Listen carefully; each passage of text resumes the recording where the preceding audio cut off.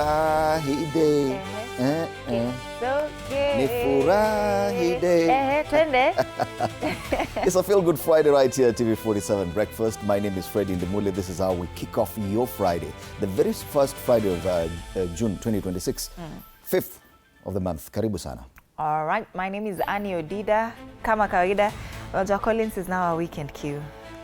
Kolo Kagiri. Kolo. Wacha nikwambie, unajua sasa wacha hata tuimbe. Hebu tafuta ngoma tuimbe director. Producer Mary Washuka anasema sisi watu wa Arsenal we don't know how to sing at subject mbaya. Hiyo nice jibu. Watatupenda. Refari. Uliza kipenga. Finally. Koma kabisa. Weekend cue. Usituletele, tutaweza wameliza kabisa.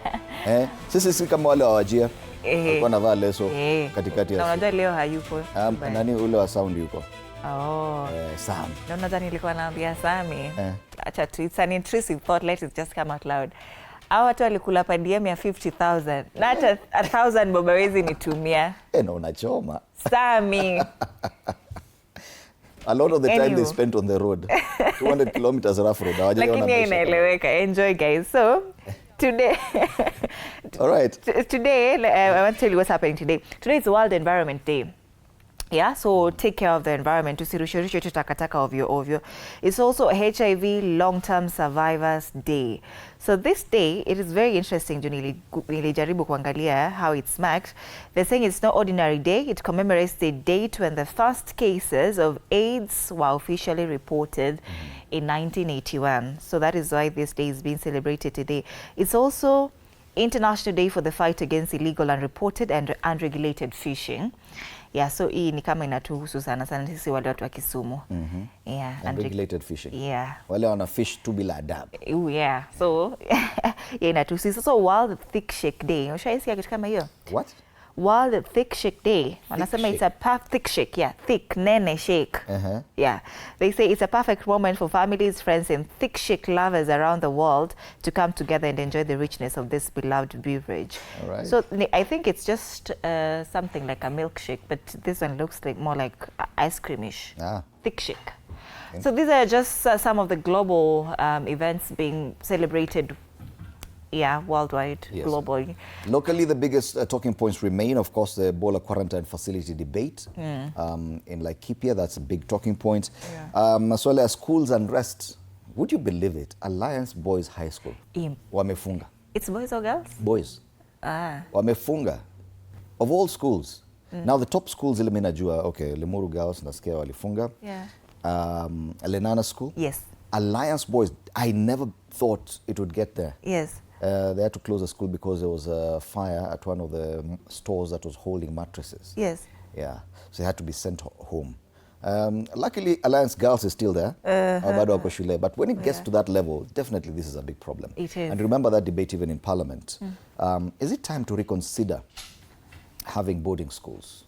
Zinafaa kuwa, in fact, there's no reconsidering. Everybody in my lineage anaenda boarding school. Even after you. Even after me, boarding school. Would you take your child to a boarding school with this kind of unrest? Imagine I would, because I enjoyed my time in boarding school.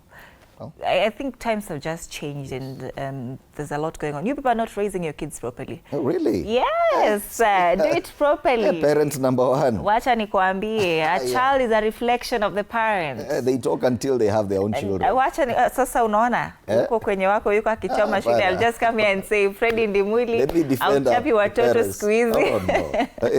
Oh, no. Also, another big discussion is about the budget. In anticipation of the presentation of budget statement next week on 11th, that will be Thursday, by the CS for Treasury. So big discussions around budgets, the finance bill, the estimates, and that is a discussion we'll be having with on the youth perspective today. Young people and what they think should be included in that budget, in the budget estimates and the budget statement as well. Remember, they keep refining it, so you might have read something, alafu by the time inafika bungeni ama inasomwa next week, unapata what you thought was there is no longer there. So please appraise yourself with what's happening there. Other notable mentions, and we'll be looking at the papers, matters corruption. ESCC yesterday raided the home of one senior county official. Na wakapata mamilioni ya pesa. You guys are living big. Mamilioni ya large. pesa. They were talking about figures like 65 million shillings in cash. Others are saying about 250 million shillings. Yeah. Imagine that. Iko tu kwa nyumba. Yeah.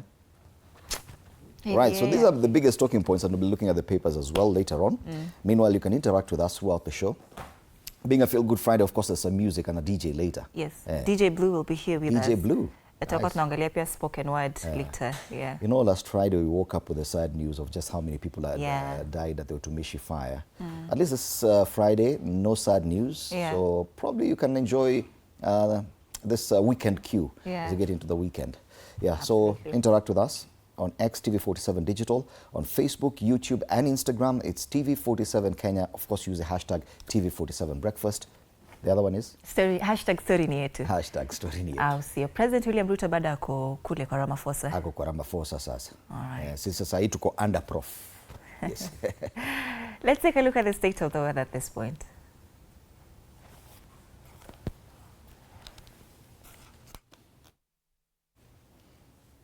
All right, tuangalie hali ya anga kunakaa vipi. We're getting into the cold season. Oh yes. You're feeling cold? I am. You don't look like you're feeling cold. Kwanza, I told Sammy not to mic me this morning because those things were too cold for me. Sasa nasikia baridi sana, sitaki mambo mingi. Tuangalie hali ya anga kunakaa vipi.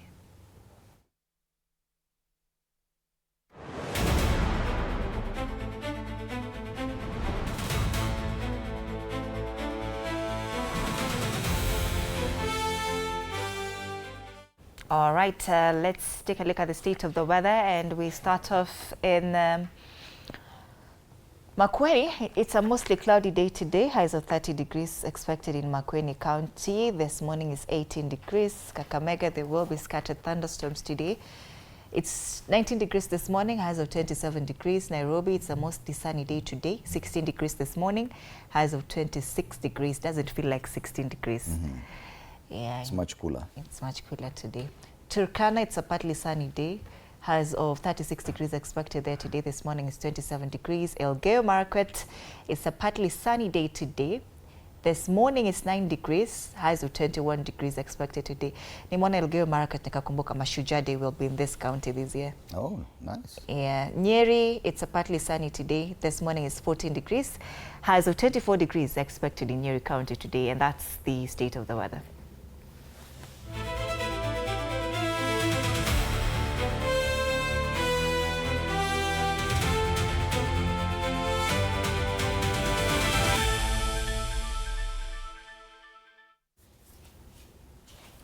Yes, it's a Friday, it's cool, and we still need some inspiration as we get into the weekend. Let's take a look at the quote of the day.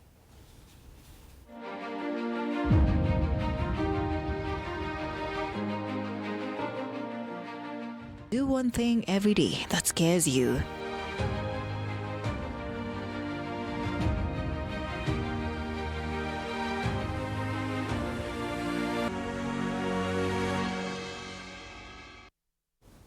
Do one thing every day that scares you. Hata kama ni kuweka 65 million kwa nyumba. Actually 250. 250 million kwa nyumba, fanya hiyo. If it scares you. Right. Let's come back and take a look at the local dailies and regional dailies in them.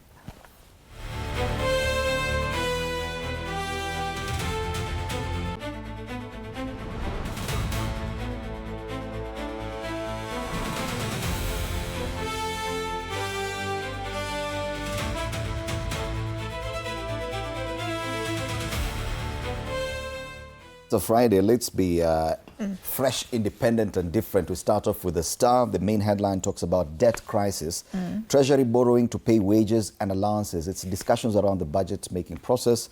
Public debt at 12.8 trillion shillings, and the state, listen to this, will pay 2.3 trillion. Yeah? Out of the 4.8 trillion shilling budget. Yeah. 2.3 trillion, that's almost half. Yeah? In loan repayments next year. Wow. So close to half of the 4.8 trillion shilling budget is going to debt repayment. ESCC raids home of top county official, recover 65 million shillings. This is what they're saying on the front page of the Star. Wakona picha, the cash, hard cash, 65 million. Others are reporting 250 million shillings. Imagine to make a chini a mattress. Yeah? And I can see top lawyers, especially on X, discussing how foolish this idea is. Yeah. Because I think they have better options on how to or where to keep that money. Niko na idea on where to keep it, lakini sitasema. You have ideas already on how to keep that kind of money? Yes. Hii Kenya gani mimi ninaishi? Me, I have no clue where to keep such money. Lakini sina hiyo pesa wewe. Yeye ako na clue where to keep that money. EACC, mambo queen. Koma.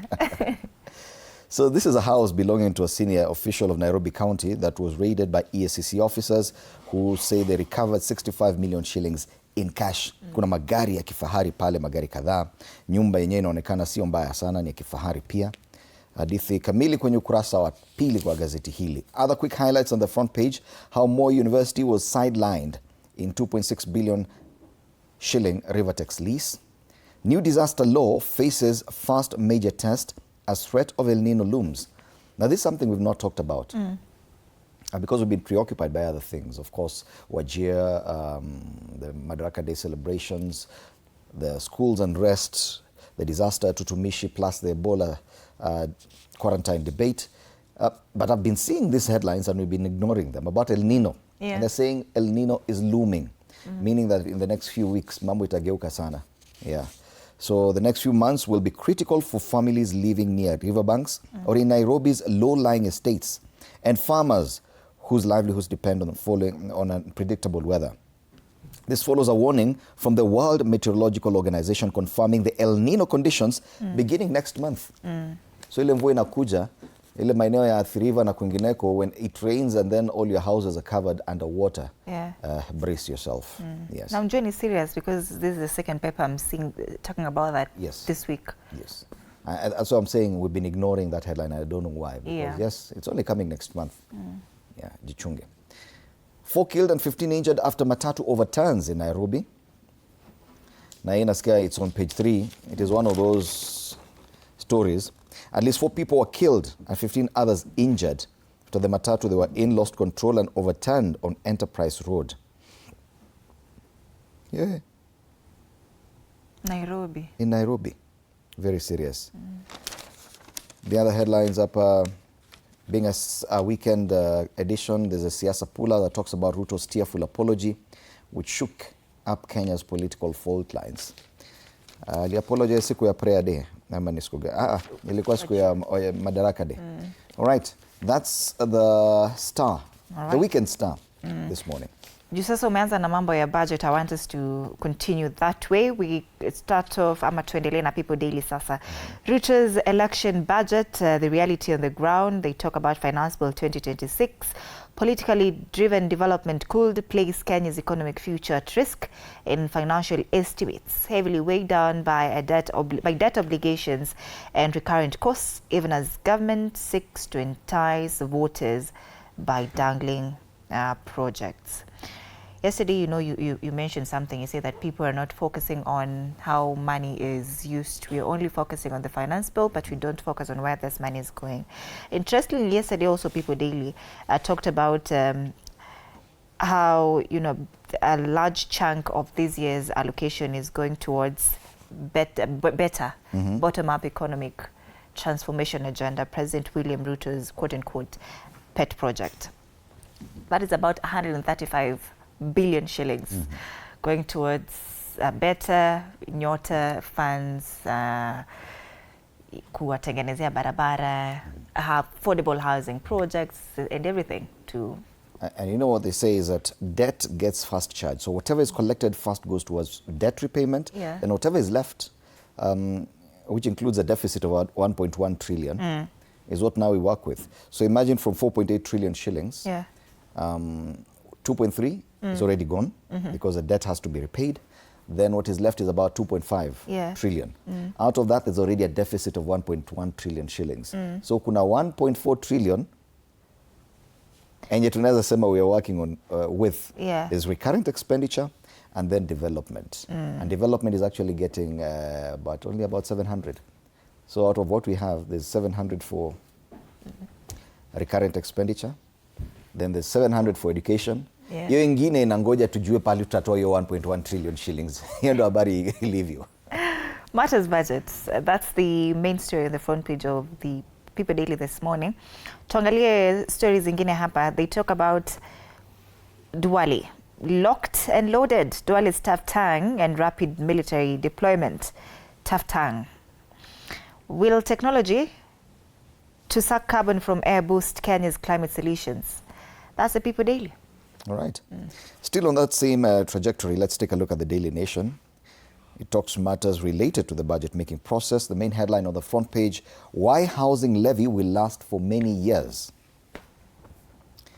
So apparently, there's a twist. The government plans to use cash from the 1.5% affordable housing levy as collateral for a 100 billion shilling loan in a process known as securitization. We heard about this, especially with the fuel levy. Yeah. Kwa fuel levy uko ile 25 shillings inaenda kwa every liter of fuel. 25 shillings. Kuna sasa about 7 shillings out of that. For every liter imekuwa securitized, meaning that we don't own it. Yes, we are getting a loan with it. Now they're doing the same for the housing levy, signaling that the deduction could become a near permanent feature on workers' pay slips because some of these loans will take very many years. And if at all it's already securitized, means that even if administrations change, there's no way of reversing this securitization. Yeah. They have to repay the loan first. Yeah. Okay? So there's a case challenging this controversial tax at the Court of Appeal, but once you securitize it, that's it. Yeah. Hata court itasema, now that we've already committed this money, there's nothing much we can do. Yeah. Ni kama umepeana shamba yako, hata ukienda kotini na ukachukua loan na hiyo, hatuwezi kukusaidia. Because they're saying that opposition leaders have vowed to scrap the levy if they win power in the next general election. How do you do it if at all it's already been securitized for a loan that the country has committed to repay? Yes. So that story is on page 4. You can read more on that. That story about the City Hall man, is there on the front page on Uliza, where did City Hall man get 65 million shillings in cash? I've seen one lawyer online, and he's a top lawyer, asking, okay, fine, if he found that much cash under his mattress, can you imagine what he has done with whatever he got before he got the 65 million? Yeah? In terms of building property, buying property, construction, real estate, cars and all these things. Well, you can only guess. Ebola, still on the front page. Now, this paper actually talks about everything that's huge on the front page. Kenya, American officials send out different signals on Ebola facility because they're not agreeing on this. There are some Americans who are totally opposed to the setting up of this, just like Kenyans. But the White House and the Kenyan government are very much for it. So Kenyans and Americans, we've not agreed on this. And Napale Jumo schools shut as unrest spreads. Yes. Including Alliance High School. Boys. Sasa watakuwa wanasema aje? Because wamependa kusema, you know, I went to Alliance. Now wakichoma Alliance. Yeah, I don't know. Watakuwa wanasema it's actually a very sad affair. Yeah. Yeah. That's a Daily Nation today. I want to see the back page of this paper. Back page, inside FKF's plan to let company run top league. They're talking about the recently concluded FKF Premier League. How will it be run going forward? Kenyan champions Gor selling like hotcake. Yeah? It seems everybody wants to be associated with Gor Mahia since they won their record extending 22nd FKF Premier League title. First it was Aida Odinga. On Wednesday it was the turn of current patron Eliud Owalo. There is now talk of recent minted Kenyan champions meeting the head of state, William Ruto. Everyone wants to be associated with the... Ni kama vile sahi, kila mtu anataka kuwa Arsenal fan. Hata wale wenye hawakuwa Arsenal fan. Like our producer, you know, she's torn. She knows very little about football. But now, squeeze anazungumzia Arsenal sana. I think she wants to be a bona fide Arsenal fan. Well, we welcome all fans, Madam Mary Washuka. So you are the newest Arsenal fan. Karibu sana. That's the Daily Nation this Friday. All right. Tuangalie Business Daily. Top banks hold the 5.7 trillion shillings assets as loans collateral. Now, the 9 listed banks include KCB, Equity, NCBA, among others. And Asema, these top 9 banks were holding collateral or security for loans worth a staggering 5.7 trillion shillings in December, exposing borrowers to huge losses in case of default. Any mali wa Kenya. Yeah. And we've been talking about this wiki yote. Tumekata kulipa loans. So mashamba mingi, most of the collateral usually is land title deeds. Yeah. So families are just sitting on land, knowing very well they are unable to pay the loans, yet this is a collateral. So banks have the liberty to come and auction your land anytime to recover the money. Yes. All right, at 3.6 trillion shillings is the loans issued by the top 9 Kenyan banks as of December last year. 3.6 trillion shillings. Mr. Moneybags is still on the front page of the Business Daily. That's how bad it is. If you see Business Daily capturing this, but it's all about money as well. So ako hapo, and that's the Business Daily. All right, from the Business Daily, let's take a look at the Standard. Rot at City Hall, and they quote that story of Mr. Moneybags as well as what is happening with the CEC, Charles Kirich. So they say this is turmoil. Cash seizures, can you say that? Seizures. Including the first one. Cash seizures. Okay, Yeah. So. Cash seizures, corruption investigations, contempt of court cases, police pursuits and allegations of shielding close allies have now plunged Nairobi City Hall into one of the most turbulent periods in its recent history. As senior county officials find themselves at the center of controversies, questions are mounting over accountability and governance within Governor Johnson Sakaja's administration. The arrest of Urban Development and Planning Chief Officer Patrick Analo, who's the man who was found with cash yesterday, weeks after Finance CEC Charles Kirich was sentenced to jail for contempt of court, has intensified scrutiny of the county's administration. Full story on page 4. They have a collage of photos on the front page about some of these instances, including the cash that was discovered at a house. Yeah. This week, 65 million shillings in cash. Yeah, unajua, I saw recently someone who has a lot of cash, and because they don't have time to count it, they were using weight measures. Yeah. Wanapima tu kilo. Waone ikifika kilo kadhaa wanasema hiyo ni million. Kilo ingine wanasema hiyo ni million. Wow. Because ni mingi hawezi hesabu hivi. I want such problems. Page 2. Several schools closed down as wave of unrest jolts second term, and the 10 students are in custody as investigations intensify into a fire that gutted a store at Alliance High School. Imagine. 10 students from Alliance. Ushaisikia Alliance and students arrested. 10 have been arrested at Alliance High School. That's how bad it is. And I think the PS, Julius Bitok, has said or has dismissed what I suggested yesterday, that probably it is time for the ministry to consider an early exit for midterm for all schools. Yeah. Said that would happen. Watakaa hadi midterm ifike. Midterm is actually, I think, on 23rd of this month. The 9th week. They were to go up until the 9th week, yeah? So now, well, I was only suggesting, I'm not saying it was answered directly, but I was only suggesting because it only makes sense. Watoto wataki kaa shuleni, wanachoma mabweni, they are burning down stores. Ukishasikia imefika Alliance, ujue ni kubaya. So my suggestion was, wapelekwe midterm tu mapema.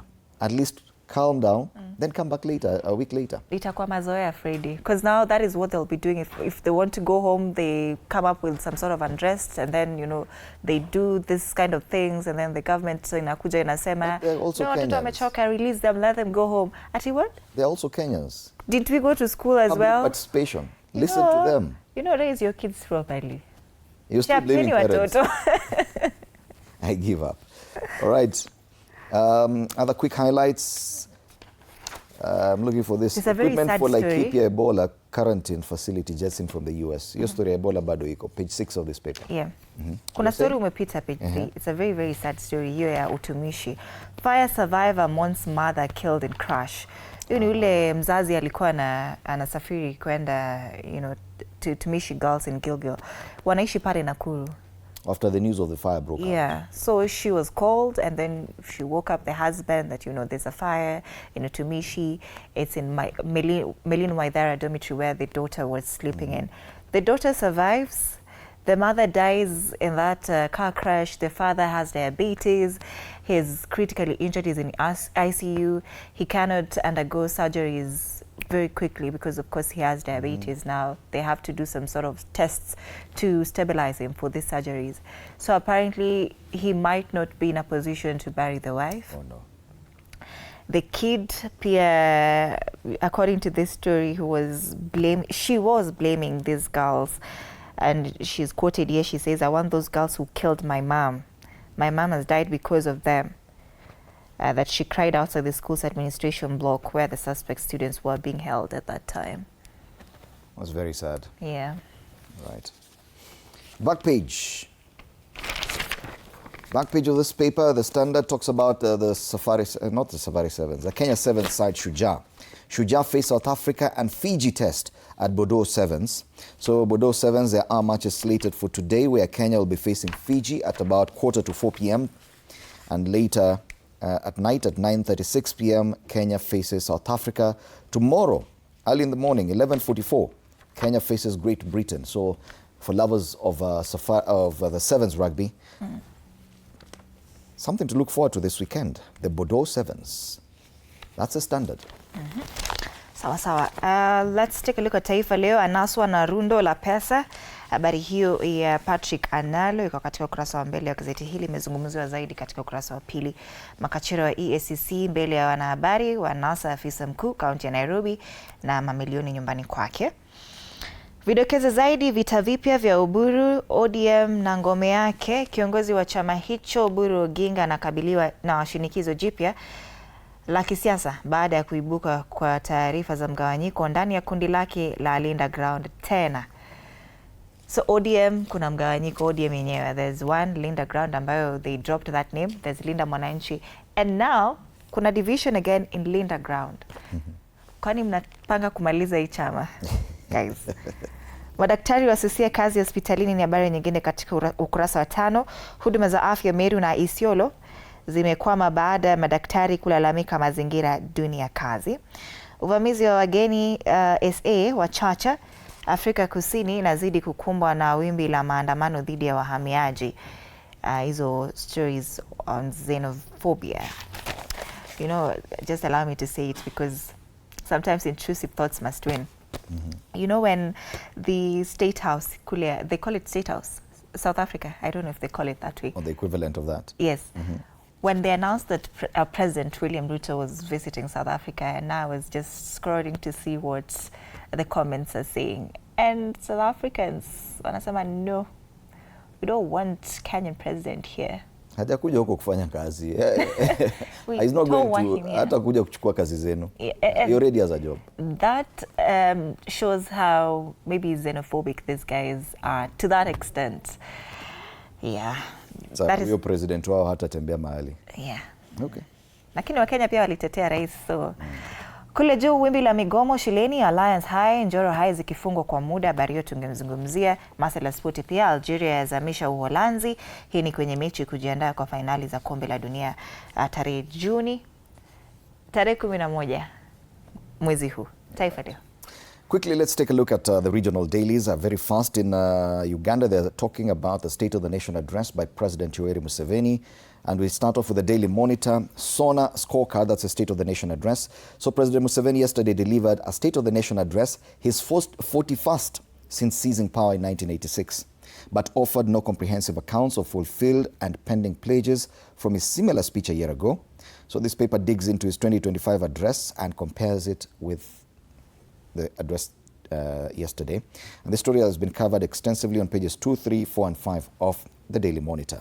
Still in Uganda, we take a look at the New Vision, talking about the same, the State of the Nation address and his full speech. They've broken down what the president said under the headline, Opportunities. That's Uganda. Tukiingia Tanzania, magazeti ya Tanzania, and we start off with the Citizen. Merchant digital payment adoption doubles in a year. Matters digital payment, kutumia kadi, kutumia simu, kulipa for whatever it is you're paying for. That's the main story there. They have an Ebola update. Prime Minister says Tanzania is still Ebola free. Border checks tightened. So Tanzania hawana Ebola. Kama Kenya hatuna, lakini hatujui kama, but tutakuwa nayo. Gazeti la Mwananchi tukisalia kule Bongo, kibano kipya kwa watoro. Spika Zungu alia na mawaziri, wabunge waliotoroka kwenda Moroko, aagiza walimwe barua kujieleza. Sijui alikuwa anaenda wapi bungeni, bado kuna moto. Wabunge kule wanataka kwenda Moroko, walikataa kwenda Moroko, walitoroka. Na masuala ya siasa pale chini, na pia kuna Samia Suluhu Hassan bado ako kule Urusi. Magazeti ya Tanzania. Tukirejelea hapa nchini tuangazie karakacha sasa. What are the cartoonists talking about? So the cartoon on the Daily Nation has two stories. They're comparing or drawing parallels with what's happening. Matters health, there's the Ebola center and that debate, and then students unrest. Makeup of Ibiriti tu zinachomeka. So there are two ministers. Mmoja anasema relax, it's not as bad as it looks. That's the Star? That's oh, this is a Star, yes. Yeah. So kweli, it's not as bad as it looks? According to our CS wawili. Yeah. Okay. The one on the Standard talks about the demon, if you want to call it, depending on how far England is from your town. Haki yetu, the demon of protests. Yeah, inafuata pia wanafunzi shuleni. That is what the Standard is talking about. Yeah, the same theme on the Daily Nation. Schools unrest, fuel, and schools burning. Even with fuel prices high, they still can afford to burn schools using fuel. So politicians and police always get away with it, so students are feeling we can get away with it as well. So the cartoons are just talking about this, schools unrest. And yeah, schools unrest, schools unrest, schools unrest, in all three cartoons from the major dailies. So these are our biggest talking points this morning. And we'll be getting to that shortly, especially discussing even the budget and some of this with in the youth perspective. For now, let's take a look at the traffic situation in Nairobi.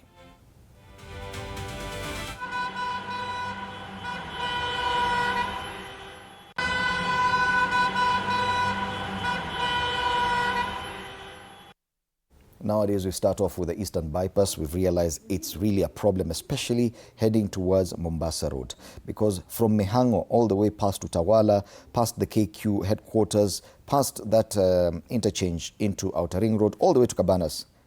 Hey, kuna traffic huko. If you're coming from Utawala, kama hujatoka nyumbani mapema, utati. Thika Road, which is the other big discussion in as far as traffic is concerned, is not looking as bad today. A bit of traffic pale Githurai, but not so much. Then you move all the way to Garden City, where you find the first stretch of red, according to Google Maps. Pale Garden City, all the way to that Allsops area, which is a interchange between Outer Ring Road and Thika Road. After that, it's smooth all the way up until you get to the Mathare Mental Hospital, where it's bumper to bumper as you get into the city, Pale Pangani interchange. Jogoo Road this morning, Kawaida Makadara, a long stretch of red. After that, nothing much to worry about. A bit of traffic once you get to Landis Road, Pale Mudhurwa, opposite the Machakos bus station, heading towards town. Ukifika town, it's not so bad between Landis Road roundabout and the railways roundabout as well. Mombasa Road, a bit of traffic, Pale Airtel, but that is on the main Mombasa Road. If you're using the expressway, nothing to worry about, all the way from the airport into the city. Waiyaki Way is green all the way from Gitaru. Ngong Road, a bit of traffic at Junction Mall, just Junction, inaitwa Junction Interchange hapo. Karibu tu na the Junction Mall, kuna traffic pale. A bit of more traffic at that cross junction at Prestige Plaza. Then after that it eases as you get into the CBD. That's the traffic situation this Friday in the city of Nairobi.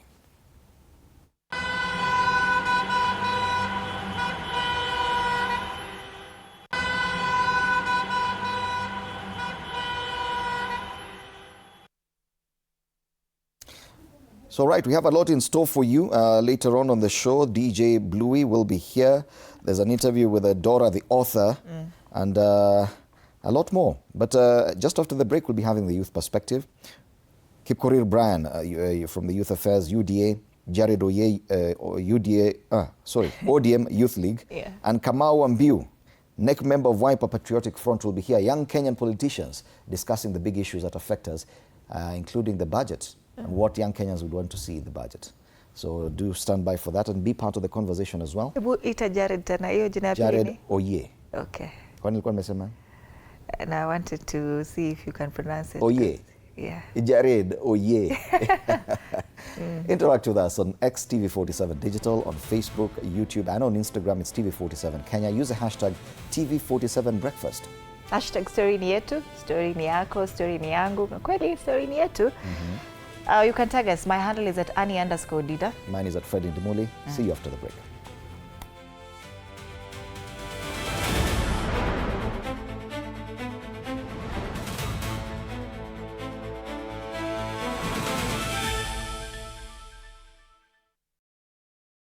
Sundays at 8:30 p.m. Good morning. You have my rent? Leo jioni kama tutakuwa tumelipa rent nauza hii simu yako. Hamna pesa. I need 3 G's to make my nails today. Sasa hivi natuhusu aje? Can I order now? Do you ship? Can I get blinking ones? Mimi nilikuwa na trade. Nimewekelea kitele yangu. Kitele yangu na trade. Ikikunyuma. Oh my God. You left me. Nitumie ni live. Uko nje kuna wifi. Why? High five? Wait, so what do we call this dish again? I have no idea. The cucumbers are there specifically for my beauty routine. Tamulini kero umeka kwa beauty product. Na ameenda. Tunafaa tukuwe na logo yetu. Like, si ni brand already. We won't entertain divas. No. I'm not dealing with a man child. Amazing. Nishapenda hii energy. Sundays at 8:30 p.m. on TV47. Saturday at 8:30 p.m. My father used to tell me that our hotel is the home for travelers. I guess I forgot that. Recently, it's been more of a mirror of my own ambition. Ooh, yeah. We might fail. We will probably fail, but not for a lack of trying. So for the last time, and the first time, welcome to Connect In, the best experience in Eastern Central Africa and its environs. Saturday at 8:30 p.m. on TV47. Wednesdays at 8:30 p.m. This is a very serious place. I see that. Surely. Hey, Nyumba. This is the place. Just for a few days. Rule number 2. Kwani Google inajua maisha yangu wewe? That's my seat. It's a chair. It was hers. You're new here? Yes. You learned the rhythm. This place is run by structure. Structure. It is a system. Ni venye tu ni system haisikizi. And what happens if something you haven't chosen enters your day? I remove it. That's not always going to be possible here. Then you are going to have a problem. Noted. What are you planning? To escape from a resort? This is not a resort, my friend. This is a storage. Wednesdays at 8:30 p.m. on TV47. I just want to be in the zone. Nairobi, where the hustle never sleeps and neither do the scammers. Link Up, we are talking about something that's affecting all of us. We are talking trust. We're diving into the campus life. I just want to be in the zone. Stay fresh, stay safe, Stay linked up.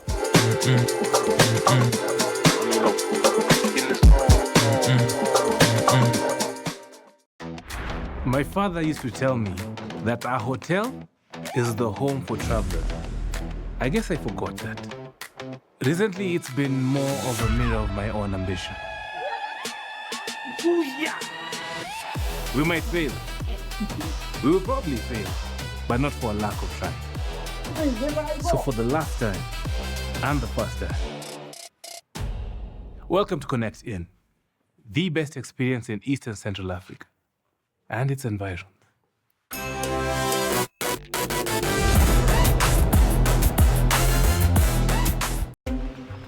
This is a very serious place. I see that. Surely. Hey, Nyumba. This is the place. Just for a few days. Rule number 2. Kwani Google inajua maisha yangu wewe? That's my seat. It's a chair. It was hers. You're new here? Yes. You learned the rhythm. This place is run by structure. Structure. It is a system. Ni venye tu ni system haisikizi. And what happens if something you haven't chosen enters your day? I remove it. That's not always going to be possible here. Then you are going to have a problem. Noted. What are you planning? To escape from a resort? This is not a resort, my friend. This is a storage.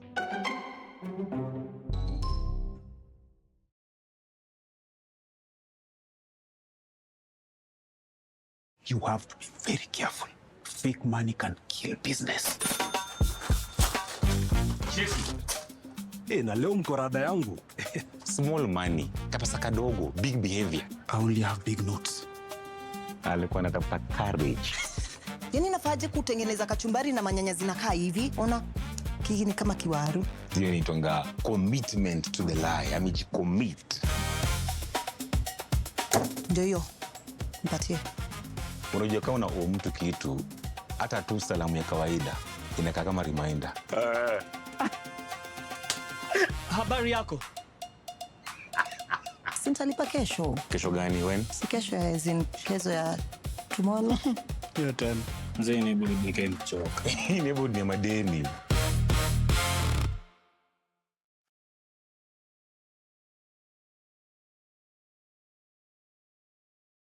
Tuesdays at 8:30 p.m. You have to be very careful.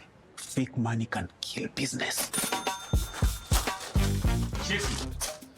Na leo mko rada yangu. Small money, kapasa kadogo, big behavior. I only have big notes. Alikuwa anatafuta courage. Yaani nafaje kutengeneza kachumbari na manyanya zinakaa hivi? Ona kiki ni kama kiwaru. Hiyo inaitwa commitment to the lie. Amejicommit. Ndio hiyo. Mpatie. Unajua kama una mtu kitu, hata tu salamu ya kawaida inakaa kama reminder. Habari yako?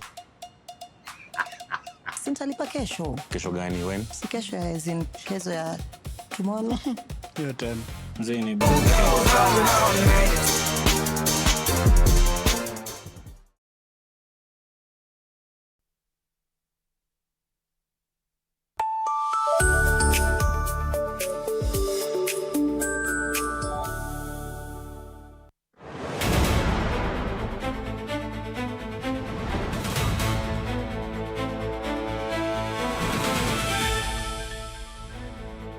All right, good morning once again. This is the TV47 Breakfast with me, Freddie Ndamuli. Being a Friday, it is a youth perspective, and we'll be taking a look at the big headlines. Of course, the Bola quarantine facility, what's happening with the schools, as quite a number of students sent home following unrest, and of course, the budget-making process, which will be our main focus this morning.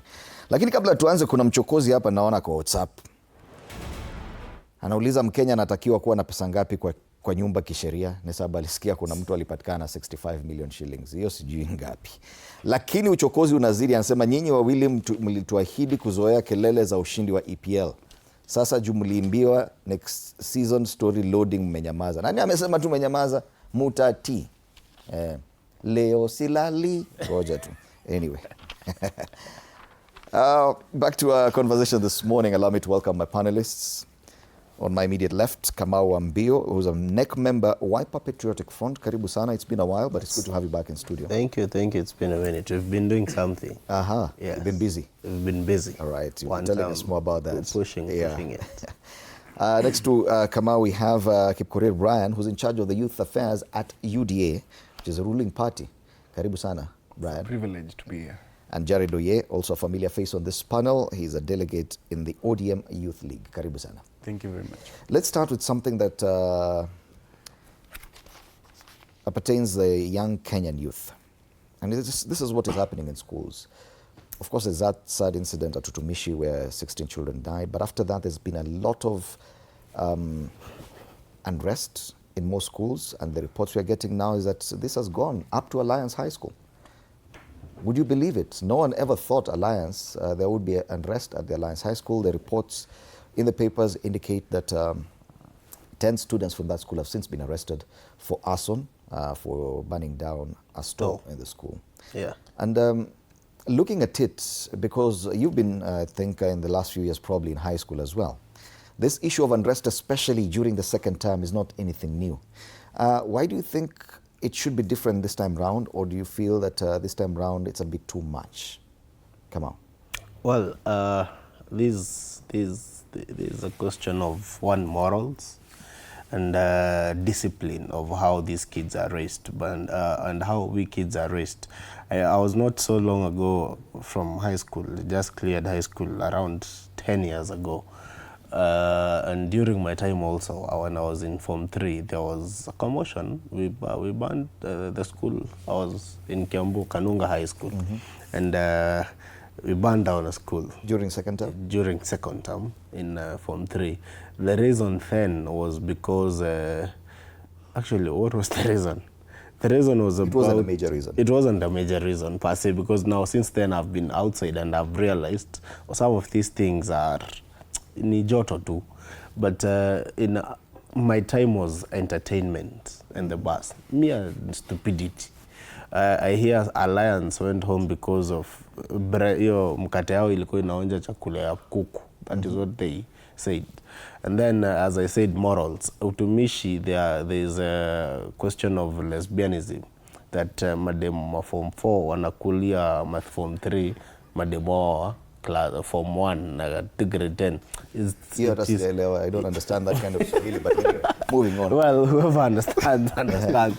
And you come, okay, and then Lenana, I had someone said in the media that there was Bushfest that was Alliance, wakaleta calligraph, and then there was Lenana wakaleta Major, and then sasa, not Lenana, Nairobi School wakaleta Major in the Nairobi School festivals, and then now there was Lenana Fest, wakaleta TikToker, akakaa 30 minutes, and then akadance.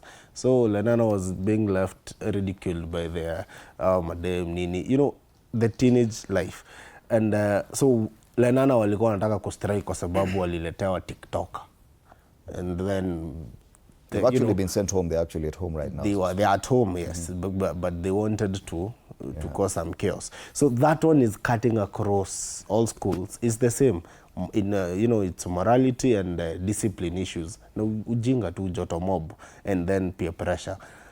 I would according to me and how I've come to realize and how I've come to know, one, there's a problem with how, especially this generation of Gen Zs, since 2005, 2006, 7, going up 20, because when you're shule saizi, they are born to 2009, 2010, and shule saizi. The way they have been brought up is quite something that is not good. You know, but you said even during your time, whatever reason had you causing unrest was simply. But it was not. It was not like now. Tukichoma shule tulikuwa tunachoma shule. Are you saying yours was better? No, it was not better. But we were not supposed to kill. Yes, Brian. That is what I'm saying. The reason across all this does not appear to people looking, outsiders looking in, does not appear something major. Yeah. It's things to do with food, entertainment, and stuff like that. But do you think that society is ignoring the students to a point that they cause violence? Has that always been the problem, that people in high school feel ignored, even when they raise concerns? First of all, let me point out one issue that perhaps the education system is not addressing. The system that we are using. Of course, we understand when the high schoolers are, the only major situation that we have most of the time is the unrest in high schools. Remember, this is the period where now we have young people crossing the adolescent stages. And you know, when you are doing that, then at that limbitic stage, then there's a motive and reward. And then if there's no balance between how you grow and even how your brain remodel itself, then it means the pressure is there. But at the same time, you find an environment where you're confined only in the system where you have to wake up at 4 a.m, and then you have to go to your classes routine. Again, there's a preps until 10, and then you're sleeping only 5 hours. And then, so this pressure comes in, and then now students start aggravating for their issues. And then now the administration, perhaps sometimes, they don't take the issue serious, because even the setup of psychological counseling to remodel the students that maybe they feel this place is not enough for them, they want a breath space. But it's good that the PS for Education, Julius Bitok, has mentioned very clearly that in case there's an issue or in case there's a doubt that there's an unrest in the school that is upcoming, release the students to go home, to go and stay with their parents. And then when they are calm, they can be called back. So this is something that we need to handle it, because it's not worth losing the property, being burned, things being destroyed, even at the situation like we saw in Tumishi Girls. A lot of girls got injured, some lost their life. And even for those who were participating in those things, maybe they will end up being in jail. So this is something that we need to address and ask ourselves, what is the problem that is hailing? Perhaps it's the system that maybe we still do the things in a whole modern way. Remember nowadays, a student might finish Form 4 at the age of 15. Compared to our time, maybe somebody will be 24 and is in Form 4. Which times are those? 24? Yeah. So nowadays, people are so young. So their long-term planning in terms of their brain modeling perhaps is very short. Right. They don't have that capability to say the consequences that we'll be having here, we may meet going to the jail. So we need to think on how we can care for our children, at the same time how we can remodel them. And then the teachers that we're having at the moment, they should also be more advanced on how they handle these issues so that we can ensure we get the better results. Jared, there was debate in Parliament yesterday with regard to this problem, and it was about quite a number of MPs feel that probably we need to relook at this boarding system, that the boarding culture probably is no longer working the way it used to a few years back. Do you agree that probably that is what needs to be checked? Fred, thank you very much. I think it's very important for us maybe to collectively take responsibility of the situation where we are today as a country. I think in 2001, the Education Act, which was put in place to outlaw the caning in schools, is what brought us to where we are. I'm pretty sure during your days, you are very disciplined. And this, I think, was extended to maybe our days. I think we did a Form 4 almost the same year with my brother there and him here. And at least the then days, I think things were a bit different. Today, teachers, the teaching staff have been barred off from not inserting discipline, but taking charge of the discipline cases in school. These have made the students, in most cases, to overgrow their mandate and their space in school. They can't be corrected. And that's why in most cases we find these things happening in our schools. Boarding schools shouldn't be abolished entirely as the conversion is being put in the Parliament. We have had men like us, who I think who are in boarding. Boys were made out of men in boarding schools.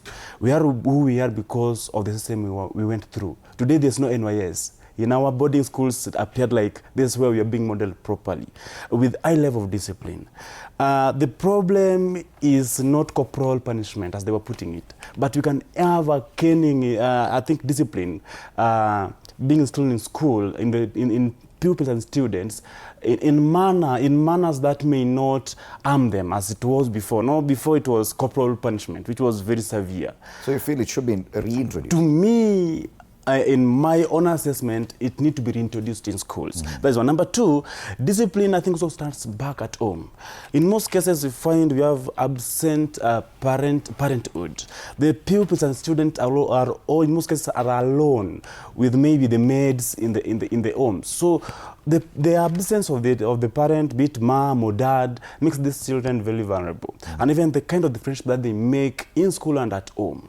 This is why we are seeing the actions coming on. There's something I was talking about, maybe now the lesbianism and the gayism, that is maybe also be fueling this process in the school. It's only not that. We also have those who are using drugs in the schools as well. So it comes to the parents and the teaching staff. The absence of the parents at home, and now the teaching staff who are being barred off from taking charge of the discipline in the schools. For me, that's how I see it. There's no problem with the boarding system in our system. And Fred, I'm pretty sure, from the look of things, Fred went through the boarding system. Not necessarily. I'm assuming. I'm assuming.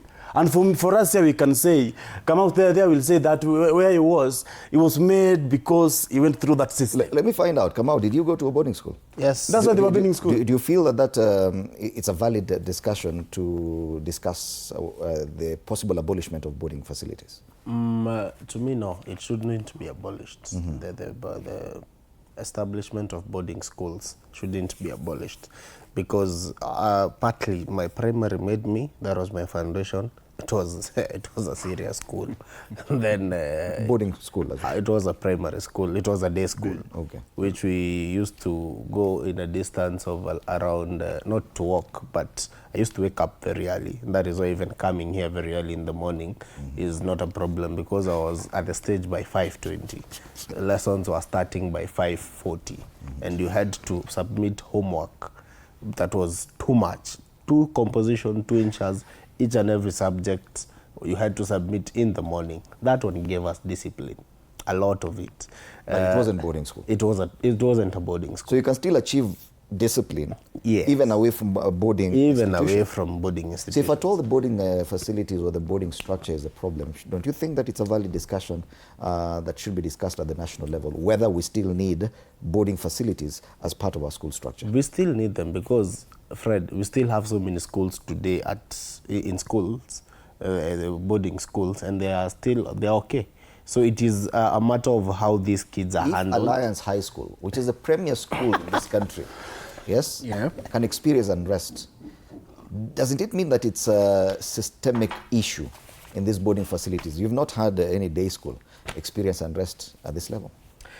One thing that we also have to be realistic about, I was in boarding school. I never liked it.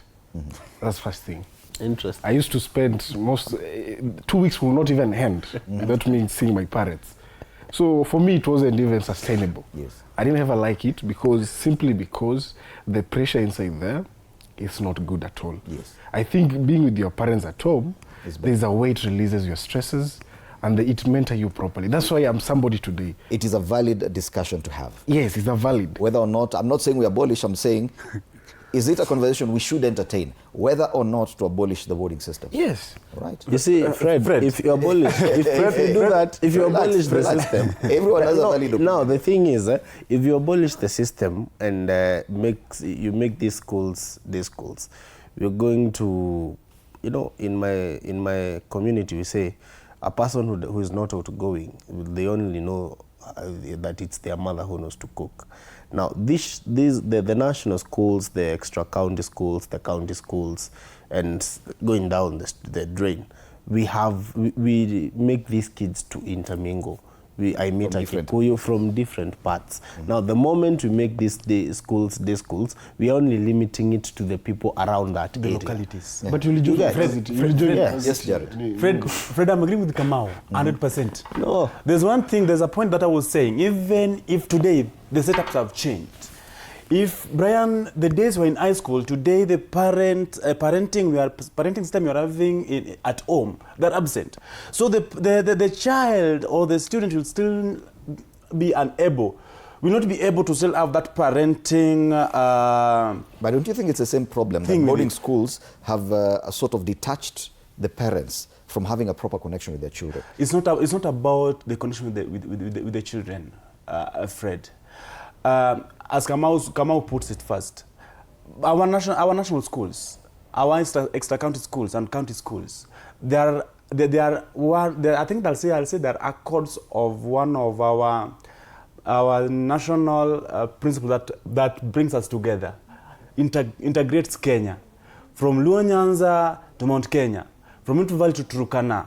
But when we are going to abolish them, as he puts it, we are going to localize our education, which for us will be so unfortunate. We will not be able to interact. Number 2, it's not about him seeing his parent every day. You can still, I think in most cases today in the boarding school, they are having the phone calls. They communicate with their parents. In most cases, they make phone calls back home. But again, during the holidays, still, they'll be able to reconnect and have the parent present in their lives. Right. So I think for us, we don't need to abolish the boarding school, my brother. Is it a valid discussion? And that's what we're asking. I'm not saying abolish, Is it a valid discussion to have at this point, whether or not to abolish the boarding system in schools? In Parliament, they're already talking about it. Some MPs, quite a number of them, feel that, yes, we should do away with the boarding system. What do you think? Should we abolish the boarding system in schools? No, it's all right. Well, there are others who feel different. All right. Let's move on from that discussion. Of course, this will continue, and it's on most of our newspapers, on the front pages, and at least all the cartoons. 3 cartoons from the major dailies are all talking about the unrest in schools. But there's another bigger discussion that we are meant to have, and that is about the budget. So on the 11th of this month, which is next week on Thursday, the CS for Treasury will be presenting the budget statement officially alongside other East African countries. A lot has been discussed about the budget making process. And I know there's a lot of discussion about the finance bill, but there should also be a discussion around what exactly is contained in the budget estimates. What are we looking forward to spending money on? According to one of the dailies, and I think it's a front page of the Star, it talks about the debt crisis, and the update is that the state is going to pay 2.3 trillion shillings in loan repayments next year.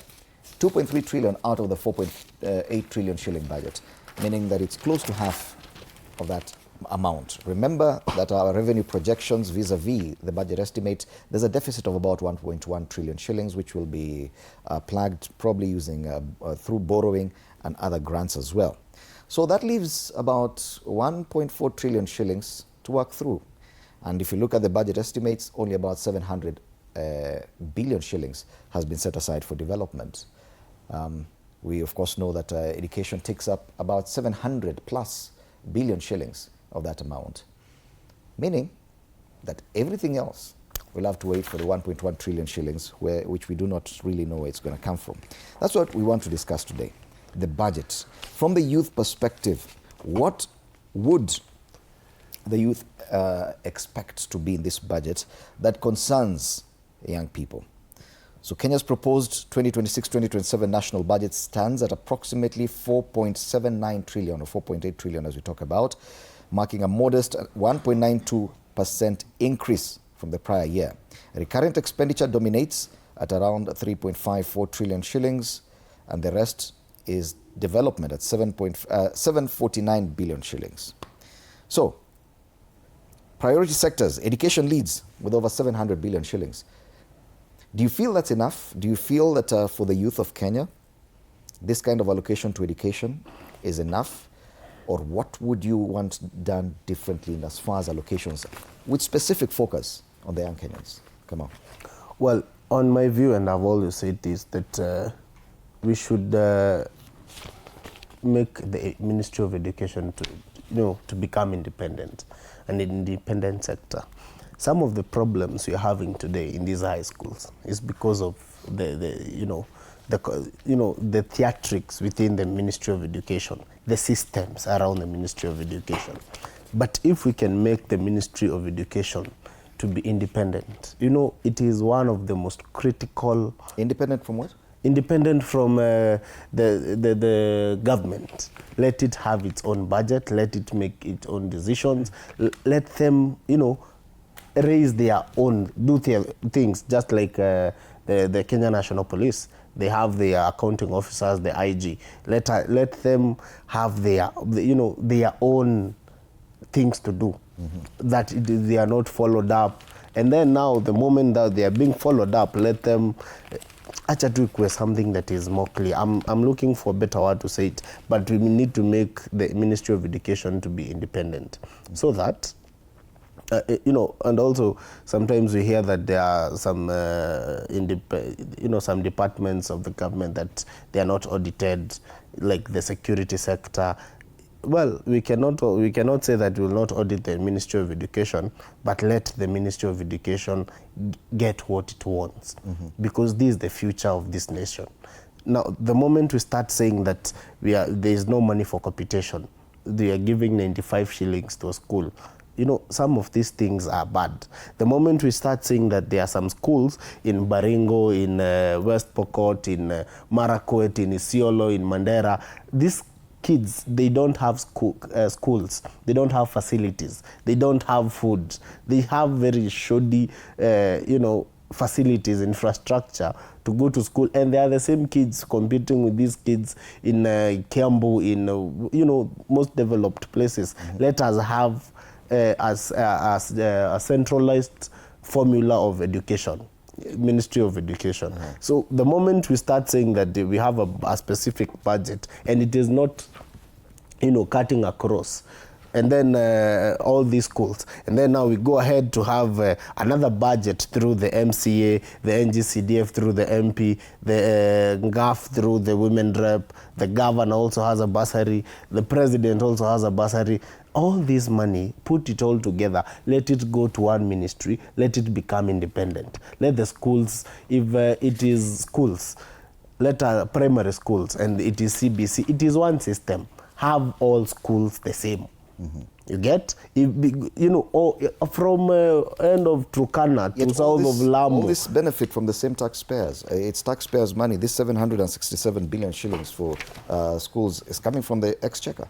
And now the problem is the taxes are being paid by all Kenyans, but they will be enjoyed by different Kenyans.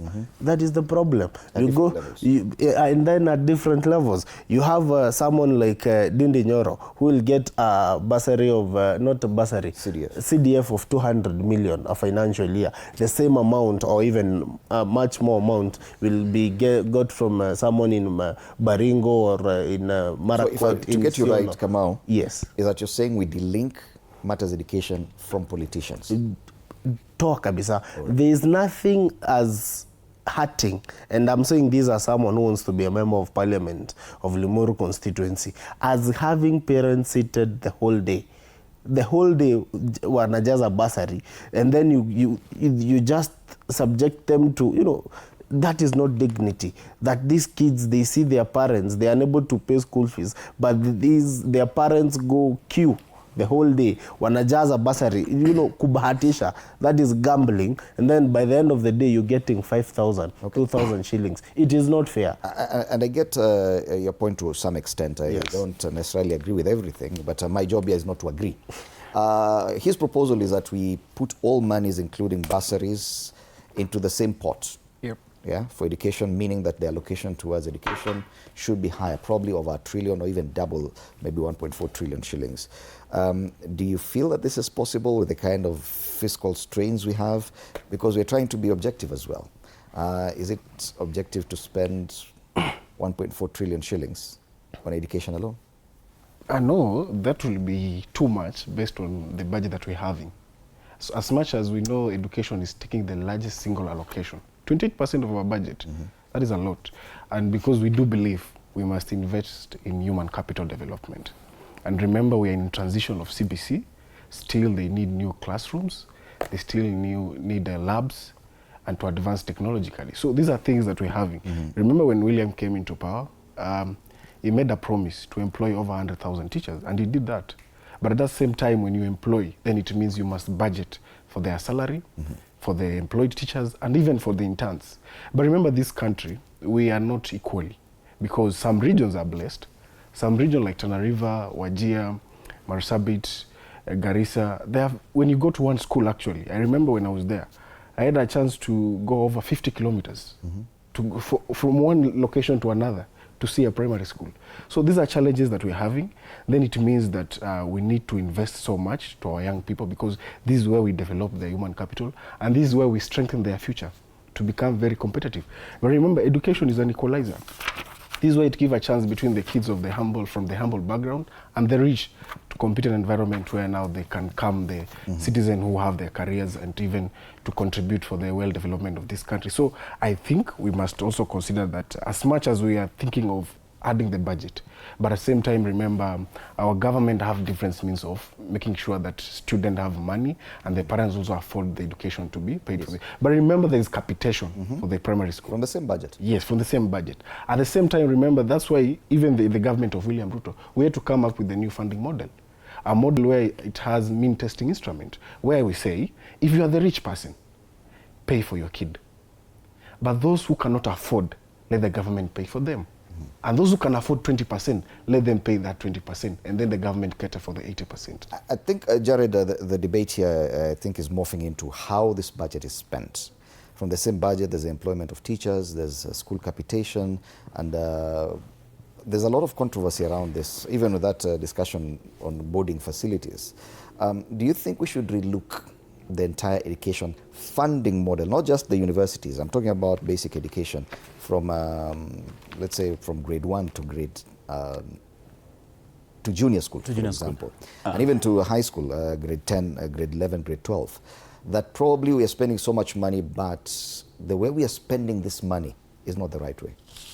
Fred, we spend a lot, and the expenditure is not reflecting in our education system.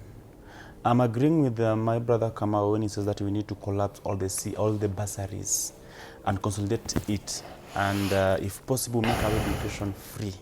It was done by Kibaki. We saw it was working when we had the 844, the free primary education. We remember then secondary was affordable as compared to today, where we are having the CBC, which is very expensive. We must also remember that then, before we had the new funding model, I think at some point the HELB, how it was being disbursed then, before us we came in, maybe during your days, it was coming in a boom and it was changing lives. Today, I think it's much different, but still we are having a very big share of budget going to the education. So I'm agreeing with him. If you can consolidate all the unnecessary bursaries that again are being used by politicians as campaign tool, to a point that the needy student or the needy pupil may fail to get the share of the bursary at the expense of their parents' voting pattern, which is unfortunate. Politicizing our education system at the local levels, from the MCA to MP to women rep and even governors.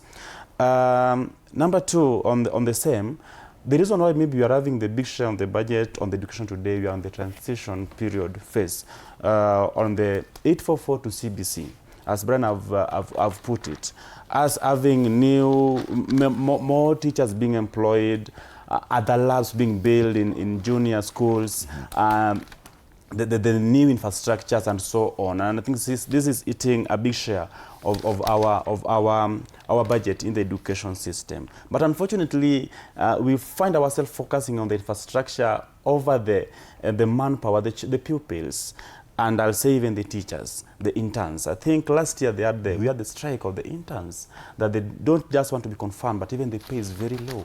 It's not commensurate to what they offer in the classrooms. We also remember that there are schools where we find the teacher who teaches maybe the old subject in a class. So again, we find there's underemployment. So where's this budget going to? Why are they employing? As Brian quotes is here that serikali ya William Ruto employ more teachers today in the CBC system. But again, in some schools you find one teacher teaching 5 subjects in a class, or is having the whole class from morning to evening, because there are few teachers. Again, if you remember the HELB, I'll say the new funding model. I think this one they're saying this in this budget is 41.5 billion. But how it is being disbursed, there are more disadvantaged comrades and students who are failing to get the help. The model they are using is not scientific. How will you identify, how will you come and know that Jared is very needy or he needs this help? We'll still find it at some point being politicized. And there are those who still maneuver their ways to find the help at the expense of those who need it, those who are needy compared to those who don't need the... And you feel it's politics that is messing this up. Still, exactly. And I think we must also not forget, as he puts it, that there are areas who, for the longest time, that have been a disadvantage in our country. They don't have infrastructures. They don't have the teaching staff. We remember in northeastern part of Kenya. And up to date, I think I remember this year when the president, I think, was in part of northeastern. He said that they will set up the teachers training college in that part to train the locals. So at least, but until then, today, we know that they are understaffed. We know that there are more students or more people who are still out of school, but their budgets. But without forgetting, we also remember that we have had education scandal where we have ghost schools who are allocated budget. And I'm pretty sure even in this budget, we are still having those ghost schools where they have a gate, but there's no school, there are no pupils, there are no teachers. Unfortunately, we have never have a proper audit of such ghost schools who are getting the budget and allocations. Right, because the main focus of this discussion we're having is, what would the youth want to see in the budget that would focus on probably help the young Kenyans? I know there are big discussions on health, on other issues, infrastructure, but you as a Kenyan youth, Kamau, we focus mostly on the taxation, what issues contained in the revenue collection, the finance bill.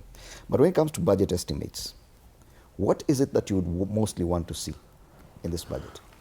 Well, on matters youth, I would want to see the budget of this year's budget focused more on the bonds, the grants given to the, and transparency and accountability when dispersing this money to the young people. Now, there are so many groups that and departments in the government that are supposed to take care of the young people in Kenya. Now, in the Ministry of Youth and Sports and Youth, there is allocation. Yes, there is allocation for there is money allocated to groups of youths that is supposed to elevate these young people. The problem the young person in Kenya is going through right now is that we graduate from school, and the budget there is the closing the school to work gap is quite long. After 5 years you cannot be able to access a job. That is for the majority of young people. Now, the moment you are outside here hustling for the next 5 years, life becomes hard. You're not able to access capital. That is one of the hardest things in this country. Once you're unable to access capital to start even a business, you're unable to progress. So now, if this budget can focus to, one, let us have money that is well transferable to these young people, money that is making sense. And I'm sure you're talking about youth-specific allocations. For example, the ministry that you mentioned, State Department of Youth Affairs, has proposed a budget of 35.9 billion shillings, a proposed allocation, targeting entrepreneurship, youth enterprise development funds, innovation hubs, economic empowerment, and some talking about some other 22 billion for youth programs and internships. I don't know how adequate you feel this allocation is. No, that is where my point is, that there is no accountability and transparency of this money. The other day, for example, we had the Nyota Fund. This Nyota Fund, you're giving 22,500 shillings, and that was batch 1. Batch 2, we are still waiting for it. Now, Fred, as a student of economics and finance and procurement, let us, in all fairness, no politics, politics aside, what would 22,000 do to a business startup today in Kenya? With the kind of taxes that you're having today, they say that you are waived the licenses where?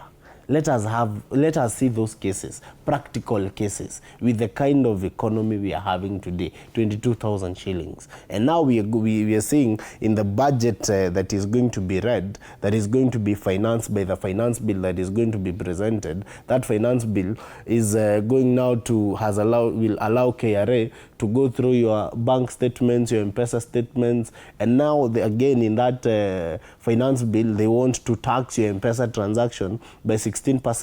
They want to zero rate, the farm produce. They want to increase, they want to tax the mitumbas. Now, we want to ask how, if this budget that is financed by the finance bill, because both of them go hand in hand, if the government is not, looking to increase the tax base, you just try and, curb down the taxes, but you create a more, a bigger environment for these young people to do business. Now then you'll collect more, but you'll collect less but more, and for a long time. Now that is the business model that is used even by the Hindus. You'll collect from a bigger... You'll collect from a bigger crowd, but kidogo kidogo, right, from 16% to 8%, so you'll increase the tax base, and therefore kila mtu atakula kidogo kidogo. The Kenyans will eat, the government will eat, and everyone is happy. It's about this the kind of allocations into this specific youth-based programs, the enterprise fund, enterprise development funds, innovation hubs, economic empowerment. Do you feel that it has been, because these programs have existed for a while now, do you think that this kind of allocations are consequential in as far as alleviating the lack of employment and other strains that the youth experience? if we are investing in education 700 billion, then it means for the job creation and to expand the people who have been trained for the human capital, then it means they need to have jobs somewhere. Then it means perhaps 3+ billion is not enough. It's 35.9. 35.9, then it's not enough. Because for me, I was thinking of ring-fencing to 100 billion. Because for the longest time, we have been having an existence of Enterprise Youth Fund. And the reality is this, and based on my research, and because I've spent most of the time in that office, is that a lot of Kenyans don't have about this information. Some have been helped to acquire a job abroad. Sometimes they don't have the money to pay for the visa and for the air ticket. But because they have approached the Enterprise Fund, they acquire this loan, and then when they are there abroad, when they're having this job, then some amount of money will come back to pay for the debt. But remember, for that amount, as we're talking about, I think it's very important that we consider to put at least over 100 billion so that at least we can have more youths acquiring these loans, but at the same time ensuring that the credit and the percentage of the amount of interest that we're having on this loan to be very low. Because sometimes, remember, a young person don't have that competitive edge as same as person who is older than them. So I think sometimes also to encourage the young people, we must also ensure that this amount of money that is going to the pocket of the young people, as same as my friend said, that 22,000 is a small money. Well, let me tell you, when you go other region, apart from Nairobi, come to Rift Valley, so you go to Western. You believe that some of these programs are effective? If that program... And to what extent do you think they're effective? Because we could be allocating money to the Youth Enterprise Fund without ascertaining whether or not it's productive. People just take the money and eat. Remember, it's the same way they did with Nyota. People applied for it. Those who qualified, they managed to qualify. They went for the training on how to invest this money on the business. You see, once you have been trained, it is a genuine aspect as any Kenyan who have been given a chance of a grant money to see which kind of a business's opportunity and the gaps that exist in your place to invest that money so that you can also have something to have at the end of the day. Yes, there are those who argue, Jared, that this money could be better spent because you talk about training, capacity building, enabling youth to acquire skills that they can use to generate money. That instead of using this money to give them as loans, rather use the money towards helping them acquire skills, encourage more enrollment into TVETs, probably the NYS, use that money in that way, so that at the end of the day, these people, once they acquire the skills, they'll be able to generate their own income without necessarily just handing grants or loans to them. Fred, I'm going to disagree with both of my brothers this morning. Our economy cannot be transformed on these programs, on the Youth Enterprise Fund, on Nyota and ASLA. The living standard today in the country is very hard. You give me 22,000 or 20,000 and I haven't paid my rent for 6 months. You give me this money and you all know the condition on how to start a small business in this country. You give me this money and you give and it lands in my M-Pesa with a Fuliza. So to me, these ones they look like handout. As he was putting it, that we are investing heavily on human capital. We expect that human capital, where do we go? Where are we going to deposit them next?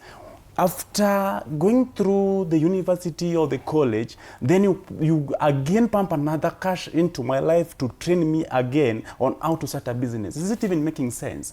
It's not for me, it's not making sense. Today, I'll ask my brother from UDA that they have been in power, and I think they were there then even in Jubilee. We have not industrialized our economy. I think today you'll agree with me here that a number of industries, a number of factories in this country have shut down. Where are we going to create these jobs? We can't create jobs on giving youth the Nyota. or the 20,000 as he puts it, it's not about the region, but it's about the living condition and standard that today the country is in. It's not about it Valley, it's not about Mount Kenya, it's not about Nairobi, and it's not about Mombasa or Kisumu. It is about how is the life of the youth today is. We have seen at some point, and I think in this studio at some point, we have heard it and seen it on your news, that there are so many young people who have decided at some point to cut their life short because the living standard is very hard for them. You have a young family and then they are going to entrust with less than 30,000 to start a business. Itakuwa ngumu ndugu yangu. Ya pili yenye pia ni muhimu. These enterprise funds and the NYOT and the rest, they can't be tracked after giving the loan. Will you be able to track how the youths who are given these funds spend them? A good example is ASLA fund. I think CS Oparanya have been struggling for us to have the repay of the ASLA fund. But if you look at the allocation this year again, we have another allocation on the ASLA fund. To us, it's like taking this money and throwing it into the lake because the return can't be felt. In the economy, circulation can't be felt. We have not seen this thing transforming the life of the youths for the last 3 years. We are still continuing with it, but you can't see the So you see there is an over-reliance even through the budget to dish out money to the youth. Exactly. Just dishing out money either through loans or grants. Fred, I'm coming from the lake. It's coming from Trans Nzoia, if I'm not wrong.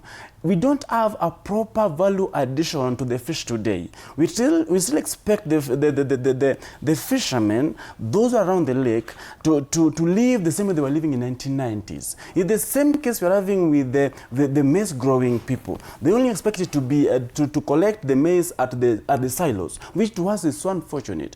What are we doing on the value addition? What are we doing in industrializing our economy? What are we doing to create jobs? During Kibaki, it happened, and I think that gave us 100% turnover on our economy. You can't transform and create jobs on handout. To me, I see ASLA Fund, Nyota, and Youth Enterprise at some point as I'll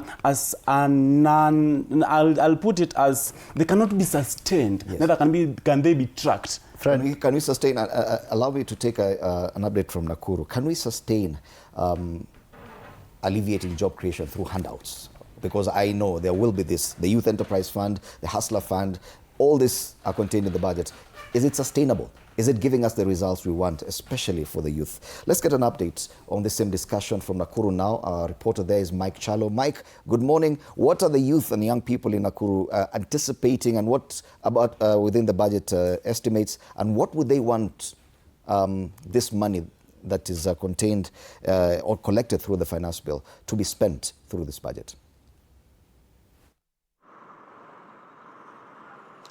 Thank you so much, Fred. Good morning. And they constitute the larger constitution, the larger population in Kenya. And with me this morning, I have a bunch of them, the youth. They will be telling me maybe what do they want to the finance bill? What do they feel that is not right to the finance bill? And what are their suggestions in the 2026-2027 finance bill? Wadau vipi? Bila kuzungumzia stories za jaba mwanzo, pengine mniambie kama nyewe wenyewe mmesoma finance bill. Mmeipitia? Thank you. Starting with you, pengine utuambie what are some of the key issues ambazo una feel zimekuwa addressed or they are not well addressed in the 2026-2027 finance bill? Ukianza na majina. Kwa majina naitwa Kihara Moranja. Mimi ni mwanabiashara na a politician. Can I use English? Yeah, you can. So I'm a politician in Nakuru town. I'm also a businessman. We have gone through the finance bill, especially the areas that are affecting the youth. And one of the areas that I've found has a contention is that they have introduced VAT on content monetization. They have also had something they have done on cryptocurrency or digital currency. And these are the things that are affecting the youth, because many young people have realized that they can make money through online spaces. They can trade currencies online and they can make money. And the government, instead of enhancing that trade, they have come with measures so that they can tax. Another area that I've found that the government is failing is where they want to tax raw materials. As young people, we have had issues of unemployment. Very many people do not have their source of income. And the industries that are supposed to employ us, the government is introducing taxes on raw material. What it means is that the companies that do manufacturing of goods and services are going to relocate to other towns, to other countries. They are going to close shop. in our country, and that is going to make the issue of unemployment even worse. Something else that we have noticed with the 2026 finance bill is that they have narrowed down and they have shortened the time of filing the tax. Before, people used to file before the end of the financial year, but now they have pushed it to 30th April. That means that the manufacturers have a limited time to file their returns. So what the government is doing is trying to increase the tax bracket, but in return what they are doing, they are reducing people's purchasing power. So we have issues of the economy. The economy is not doing well. And what we expected as the youth, we expected that as we are approaching towards the election, the government is going to lighten things up for us. They are going to make things easy for the young people. They are going to bring more industries, ensure that the small SMEs are empowered. But what we are seeing is that the government is hell-bent on increasing taxes. We have taxes that have been introduced on mobile phones and on goods that are being manufactured locally. So what this is going to do, the cost of owning a phone is going to increase. So if I cannot own a simple gadget, a phone, how will I own even a machine or something that can help me make money? We have people that are creating content online. There are people that are doing monetization. There are accounts that are making money. So when you increase the cost of acquiring these gadgets, and mostly these things are being used by young people, we are going to have an economy where people are going backwards instead of going forward. Moving to you, for years the education sector has always been given the larger priority and the bigger budget in the finance bill. Kwa maoni yako wewe kama Mkenya, pengine ni wakati ambao sasa tunafaa kushift budget kutoka kwa education tuweke kwa pengine production na industrialization? Manake we are still producing many people who are educated but there are still no jobs. Pengine maoni yako ni gani? Asante. Kwa majina ni Jackson Onkoba Taylor, youth mobilizer and youth leader Kaptembo ward, na represent Kennedy Langat, aspirant Nakuru Town West for MP. Yangu ni machache. Kwa finance bill ya hii mwaka ni vizuri wameweza kuweka slightly over 650 billion kwa education, ambapo the highest ijaifanyika kitu kama hiyo. But upande yangu nilikuwa naonelea kwamba ingekuwa vyema sana kama tunge focus on job creation. Tuweze kuangalia vile tunaweza empower the youth, the young generation. Vijana wako na talent, vijana wako na masomo, but tukiangalia hapa nyuma, je, hiyo masomo imeweza kutusaidia namna gani? Imeweza kutujenga kiasi gani? Tunaangalia vile tunaweza jenga the economy. Yes, we are borrowing. Yes, we are looking for good things. But sisi kama raia tunataka vile tunaweza badilisha hiyo pesa iweze kuja kwa raia, iweze kutengeneza kazi, because if we all have jobs, tutaweza kulipa school fees, tutaweza kulipa vitu zenye tunahitaji kujikumu nayo kama raia. So I think from my point ni ya kwamba tuweze kuangalia vile tunaweza allocate those money. 650 billion ni mzuri, but hiyo pesa ikiweza kuwa diverted back to the job creation, especially to the young generation, inaweza tusaidia sana kuweza kukimu na kuweza kugenerate ushuru mingi. Asante sana. Kwa maoni yako, the bigger number or the 20% withholding tax ya crypto na gambling payouts, kwa maoni yako, vijana wengi tunajua wanacheza crypto, wengi wanacheza forex na wanapata kipato, na wengine maisha yao pia yanatoka katika michezo kama ile. At the same time, the access of KRA to most of the transactions.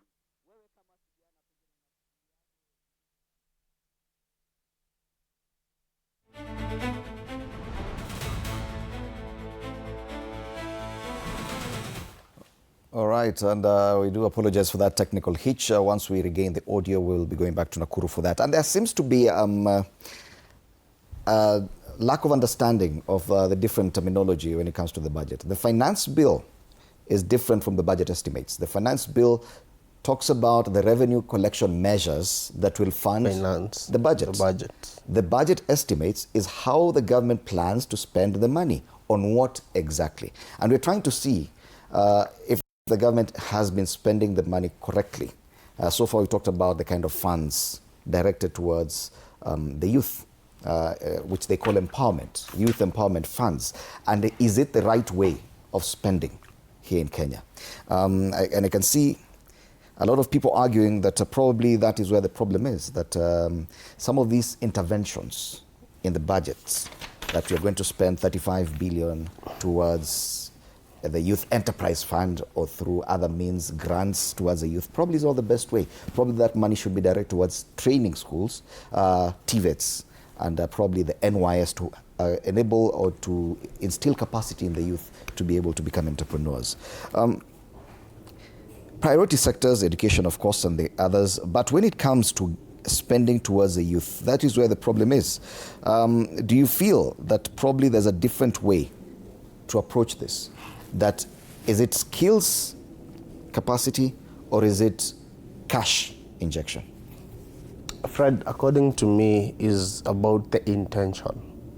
You know, if they wanted to, they would. And if something is started on a wrong foundation, it will not last. If I give you 20,000 shillings, I tell you go and do whatever business you want to do with it, and I have not told you how you can multiply that money. I have not equipped you well enough on how you can run that money. You'll not go. You're not capacity building should be more. Capacity building should be more.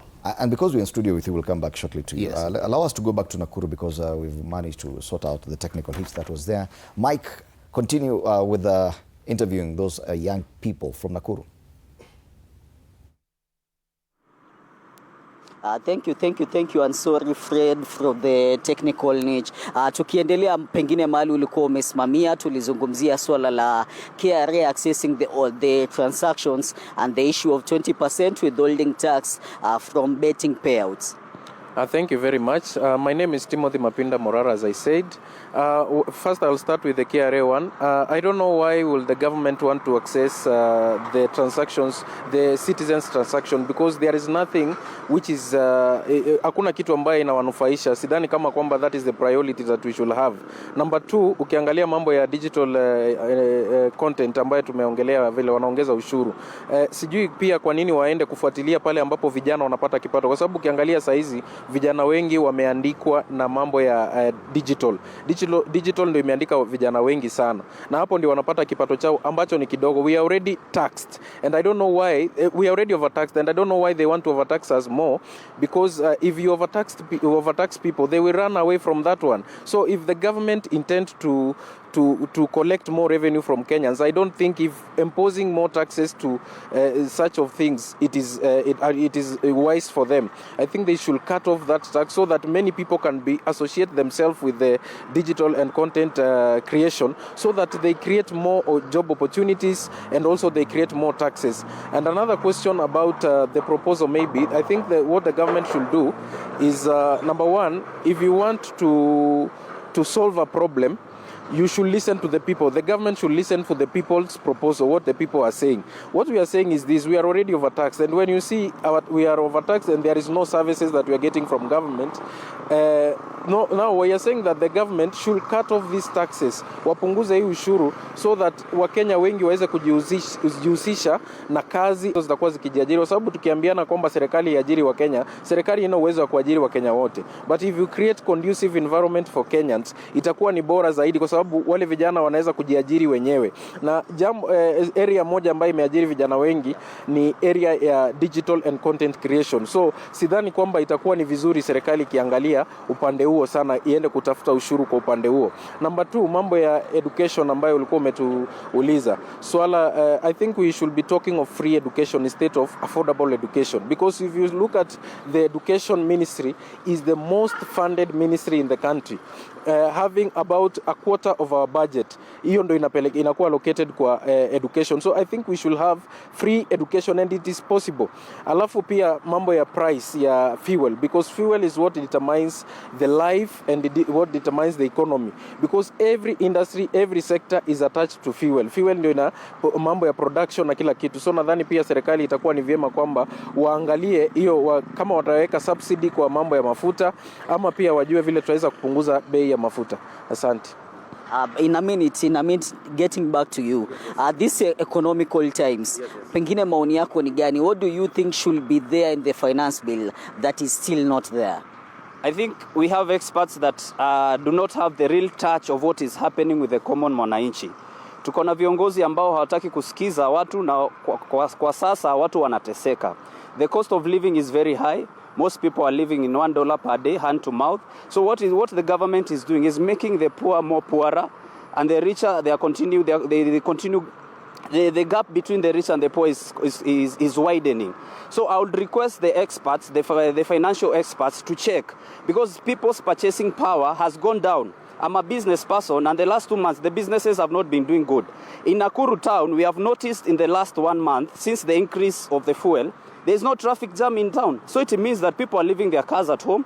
So it means even the purchasing power of fuel will go down. So the more they increase taxes, people are going to hibernate. They are going to look for other options to survive.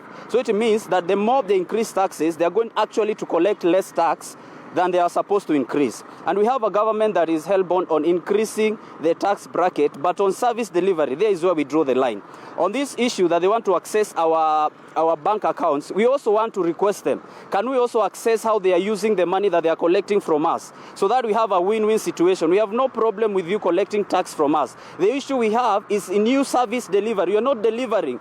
We have been increasing taxes, but when we come to service deliveries, our hospitals do not have medicine. Our doctors are not doing a good job. So if your passion is increasing taxes, we also want to know that money. I think it should be in the public domain, that the 10 shilling that have been that they have taken from me, I need to know where the money is going. If it is the fuel levy, I need to know which roads is the money building. If it is the levy on issue like token, the amount of token now with 1,000, you're getting less units than you used to get some years back. So we need to hold the government to account. We have no issue giving you tax. The issue we have is on service delivery. Are we seeing where this money is going? You are collecting money from fuel. Are we seeing better roads? Are we seeing better services? Are we seeing better education? Are we seeing affordable education for everyone? Is SHA working? Is SHA effective? So our observation from Nakuru is people have been raising taxes, but people have not been getting equal service delivery from the government. And that's why we have a discontent with this government,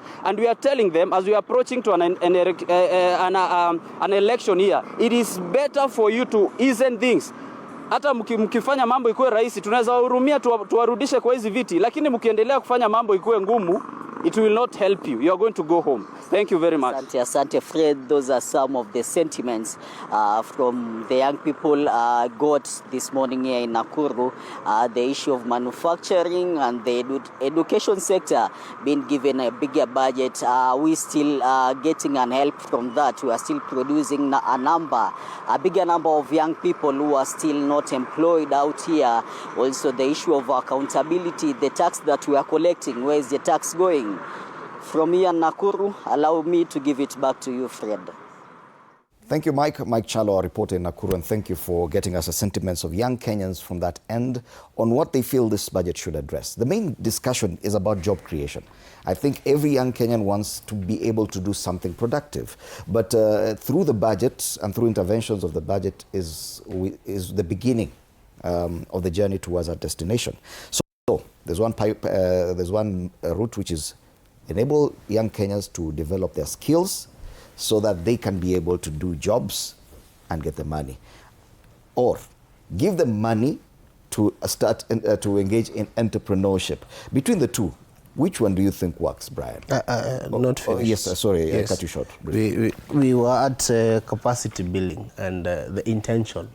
So I was saying, if the government really wants to help these people and the young people on the job creation and growing these young people, you see, a wise man said, if you want to help someone, you cannot, you show them how to fish, but don't give them the fish. Because once you give them the fish, when you're not there, they will struggle to get the fish. So you show them how to get the fish, how to multiply. So because now when you multiply, you sustain it. Now, the problem with, and I want to disagree with my brother here, he said that we need to increase the amount of those enterprise funds and the youth funds and the Uwezo was Kitambo. The thing is, we have been having these funds since time immemorial, but we have not been having accountable and transparency on how this money is dispersed. According to my view, why don't we have this money injected back to the Ministry of Education and Ministry, in the TVETs, capacity and increase the capacity building of these young people. Have institutions as well of those people who have not qualified at all. The training institutes that are accredited by, what do we call this? There's that organization that accredits these schools. Now, train them. Now, the moment they are out of schools, now from there you can you give them a clause. If you perform up to a certain level, you're going to get a reward. You're going to be empowered. You're going to be given money for capital. You're going to be given equipment, not even money. Equip them, give them equipment to go and start whatever you are training them on. And then now you can give them capital, maybe to go and pay rent on whatever business facility they want. And if at all the ones who do not want to go into business, look for attachments and create attachments and places where they can get jobs. How do they get these jobs? They'll get jobs in these industries. These industries are sustained by the tax, by the tax environment that is sustained by the government. Now the government is not sustaining these businesses with tax. In the new finance bill, they are going to zero rate the production of farm produce. How many companies do you think in Kenya produce farm produce in Kenya? Now the moment they increase tax, maybe from 0% to 8% to maybe to 16%, hiyo chakula ya ng'ombe itaenda juu. So it will affect first these companies. They'll close down, because if they are not closing down, they'll increase the cost of production. So prioritize skills, capacity building, yes, and boosting industry. And boosting industrialization. Right. Now that is how the government will help create jobs. Let me sample some of the feedback to our viewers contributing to this as well. Jacadero Jr. says jobs should be the priority because they connect all the others. More jobs means higher incomes, which help people afford education, support businesses, pay taxes, and cope with the living costs. Therefore, creating jobs can positively impact all the areas. And that's exactly what we're talking about. But how do you create the jobs? Yes? Is it through giving young Kenyans money, or building their capacity to be able to work, or building the capacity of industries to create jobs as well? Which route do you think should be the priority in this budget? Someone else here, and this is Matthew Chelimo, says none of the above. More infrastructure, investment. Yes, at least that's one suggestion. Focus more on infrastructure or industry. Reduce government expenditure. That's Gesora Motachu. But how would that benefit the Kenyan directly? Once the government expenditure is reduced, where should that money go? Is it through giving cash to the youth or building their capacity? Brian, what do you think? Fred, your question is, let me say, is a sword question or a knife question. It daggers directly to the issues that we're having. But remember, the government operates in a multifaceted way. If the healthcare system is not affordable, then it means even if you earn 100 million, then still it's very costly. If the transport system or the fuel prices are high, even if you're earning more, then it means you're going to spend more. So we need to see how the government, at the same time, from the policy aspect, and when it comes to proposal, does the government intend to reduce the cost of living? We can be taxing people, we can be paying, we can be creating jobs, but if the life is not affordable, then it means we are spending more. So I think it's higher time, from my point of view, when the government invests in infrastructure, for instance, the intervention of having houses through the affordable housing, it has created jobs for the Kenyans. But when the jobs are being created, is the life affordable? So these are things and measures and incentives that we need to put in place. When you're giving apprenticeship to the TVET students, the amount of the money being given during that internship program, even if they're given 25,000 per month, and the cost of living is very high, then it means the expenditure is very high. Then it means they will not even have something to save for their future. So we must see this intervention as a broader perspective. As the government tries to widen the tax base and tighten the loopholes to see where the money are being wasted, are we asking ourselves, do this money again that we are giving the Kenyans, is it enough for their living conditions? Because I wish for the country is, for today, I usually see these stories and I've come across a Kenyan footballer, the 22nd Premier Champions, the Gor Mahia, a player playing for such kind of a prestigious club, earning an amount that you can meet him on a weekly basis, even using a motorbike, in a situation even waiting on a stage. And that's a player who plays committing for a football club. For the top team in Kenya. For the top team in Kenya. It means there is something wrong. We need to empower our talents all the way, from the shooting range, from running, from It's empowerment that I'm asking. Is it through being given a loan or cash, a grant, or through capacity building in terms of skills? And this is the question we're asking across, because the government interventions, and you will see in the budget, is that yes, the Youth Enterprise Fund will be there where you can access loans. There could be other grants like the Nyota Fund where you're given money to start a business.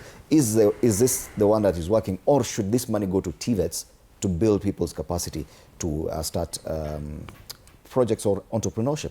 But even as we continue, and before I come to you, Jared, let's get another update from here in Nairobi. Our reporter on the ground is Muthoni Brenda. Muthoni, good morning. What are the people, especially young Kenyans, anticipating in this budget in as far as job creation is concerned?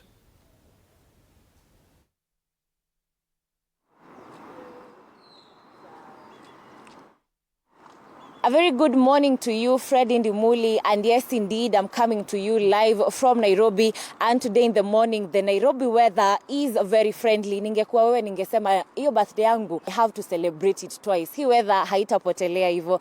But that is besides the point. I am standing right here at the University Way, where the UON students are part of the demographic that are doing a countdown before the budget is tabled on June 11th. Now with me here, I have some students from UON, and I want to hear their insights on the Finance Bill 2026 and the budget. Habari yako, good morning. Good morning too. You're live on TV47. And my question is this. If you had just one policy advocacy for the budget 2026, ungesema Treasury iweke nini ama itoe nini? One, even before we discuss about the Finance Bill, we have to think about the direction our country is heading to. One, we are talking at a time where unemployment is a menace in the country. So as a country, as we are doing the finance bill making, we have to think of how we will shape the finance bill such that it will lead to creating more employment opportunity. For example, we are in a tech era. So as a country, we have to think of the taxes that we will waive to promote and encourage people to create employment through in the tech environment. For example, kulikuwa na watu wanasema there are new taxes in phones, in the importing of phones. And we have seen that nowadays there are very many young people who are making money from content creation. So lazima tujiulize as a country, if for example tutaongeza tax in phones, wale vijana ambao wananunua simu wanatumia kama camera, and they are creating employment for themselves, tutakuwa tumewafikisha wapi? So as a country, we have to think of how we will have policies that will favor creation of employment opportunity, especially to people who have ideas on how they will be self-employed.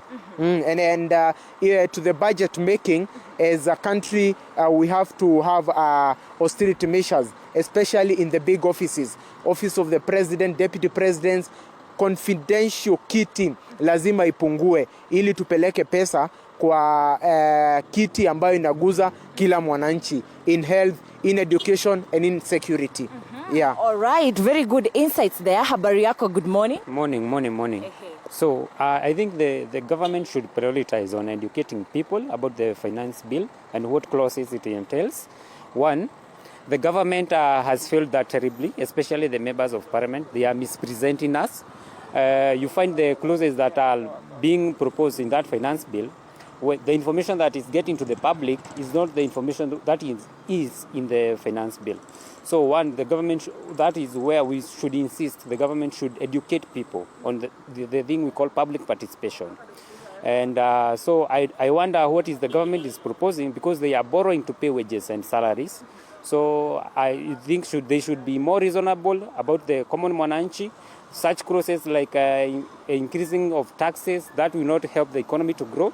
So the government should employ innovation and the things that to do with the job creation for people, for the economy to grow. Okay. All right, thank you so much. There you have it, friend Indimuli. Most students here at the UON University insist that the government must put austerity measures, and they insist that as young people, kwanza hiyo tax ya mobile phones, hiyo tax ya digital economy hawaitaki kabisa, since most of them depend on content creation to at least get something inside their pockets. Back to you in studio. Right, thank you so much, Mudhoni Brenda, coming to us live from Nairobi with the same discussion. If you had one question or suggestion on the budget estimates that the statement will be presented in Parliament next week, what would it be? And that's the one question I want to ask you as you make your final comments. Let's start with you, Jared, for 60 seconds only. If you are to advise, or what is this one intervention through the budget that you'd want to see? Fred, it will be really unfair to me. But allow me to say this add me 30 seconds on my 60 seconds. Go ahead. I think there's a question you asked all of us here on building the capacity or giving grants and loans. My thought, unfiltered thoughts, none of the above. First, in the region, we are the most educated and informed population. So after the graduation, why you take me again through another capacity building unnecessarily? Instead of creating, not just creating jobs, but putting a conducive environment for businesses and job opportunities. I think giving loans and grants to an individual who is not earning anything is difficult. How will you be able to return? Or also maybe be able to repay it back? To me, it's none of the above. Let the government of Kenya industrialize our economy. On my 60 seconds now, what needs to be done? As my brothers have been putting it here, and I think even in the last finance bill that we had, there's nothing big that needs to be had.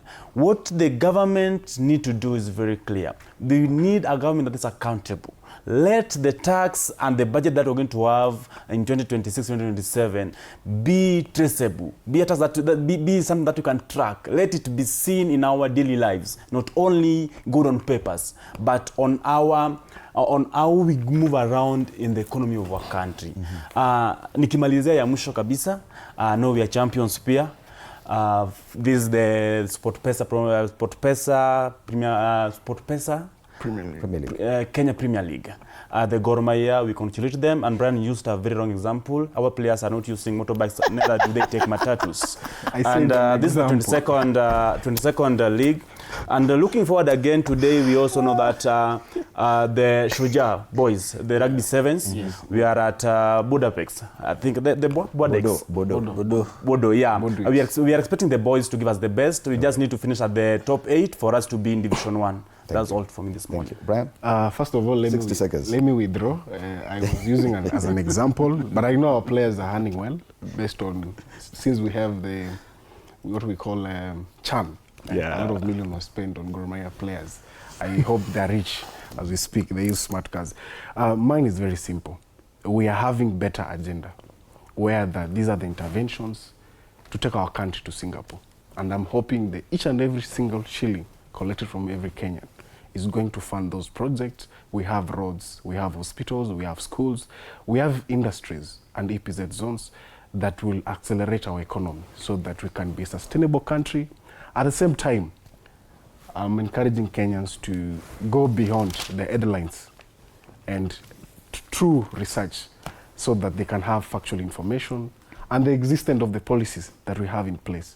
So that sometimes we may not mislead by the era of the social media and the digital surveillance that has become, and even artificial intelligence that have making such kind of the content that maybe don't exist in place. And again, I want to encourage the young people to try as much as they can to ensure that they have the right information, because on issues of phone, actually is going to reduce by 30% taxing, instead of putting more on tax. Finally, Kamau, 60 seconds. Well, I hope the government will listen to the young people. I hope the government will, this time around, it listens, because if it does not listen, we'll still go down the same drill, 2024, 2025. The power belongs to the people. If that budget that is financed by the finance bill, if they will not listen, if they will not do as the people want, we will go down the same drill. And I want the government to, led by Mr. Ruto, to, just usitake damu imwagike kila wakati. These people, they behave as if they have order for blood for the people and the young people. Let's not take that direction. I am just saying, but because they don't listen, we will say tutateta and we are having these things, and at the end of the day, they are going still to pass the same things. But I hope this time around they will listen, they will do according to what the people want, and they will do justice to the people. And they should also consider the times with which people are living. All right. Yes, thank you. Thank you so much, Kamau Ambio. He's a NEC member, Wiper Patriotic Front. Kipkorir Brian, who's in the Youth Affairs UDA party, and Jared Oye, a delegate in the ODM Youth League. Thank you so much, gentlemen, for your time at TV47. Yes, the budget statement will be presented before Parliament by the CS for Treasury, the Honorable John Badi, next week on Thursday, the 11th of June. What would you want to see, or what would you want this budget to address? That has been the question, but you can continue interacting with us on social media, TV47 Kenya, on YouTube, Facebook, and Instagram. It's TV47 Digital on X. You can use the hashtag TV47 Breakfast, hashtag Story Yetu. My name is Freddie Ndimudi. As I say, good morning and goodbye. Enjoy your weekend. But after the break, we have something to look forward to. The Power of Spoken Word. Dora, the author, will be in studio with Anne Odida, and DJ Bluey is also around. So do stand by for that. Good morning.